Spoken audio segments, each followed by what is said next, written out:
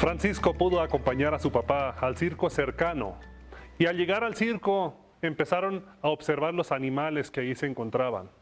Le captó la atención un elefante grande, bonito, fuerte.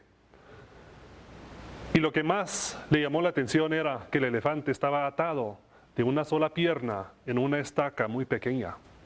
Francisco le pregunta a su papá, ¿cómo es posible que este animal bonito, fuerte, no se arranca y sale corriendo? El papá le pregunta al encargado del circo, le dice, ¿cómo es posible que este animal, siendo tan fuerte, siendo tan grande, no arranca la estaca y sale corriendo? ¿Cómo no se libera de su esclavitud?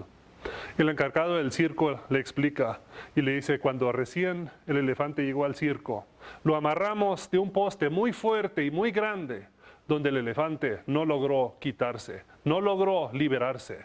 Trató, jaloneó todo un día, 2 días, 3 días, lo más que pudo, hasta que un día llegó un día muy triste para el elefante. Él mismo se dijo, yo no puedo liberarme. Lo que pasó en mi vida me tiene estancado en este circo y nunca voy a ser libre. Se rindió ante el obstáculo de la vida. A partir de ese día pueden amarrarlo de una estaca muy pequeña y el elefante ahí se queda. Cuando empieza a jalar y siente que está amarrado, ahí se queda diciéndose, no puedo. Muchas veces en la vida nos pasa lo mismo. Hemos tenido una experiencia mala, alguien dijo un chisme acerca de nosotros, tal vez nos agarró el miedo por lo que pasó el año pasado, cualquiera que sea la razón.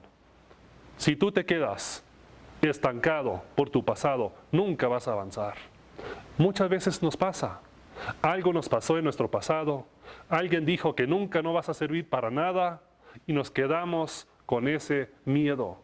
Nos quedamos con esa esclavitud de nuestra mente diciéndonos que sí es cierto, no puedo, nunca voy a valer algo, nunca voy a poder hacer algo. Pero no es cierto.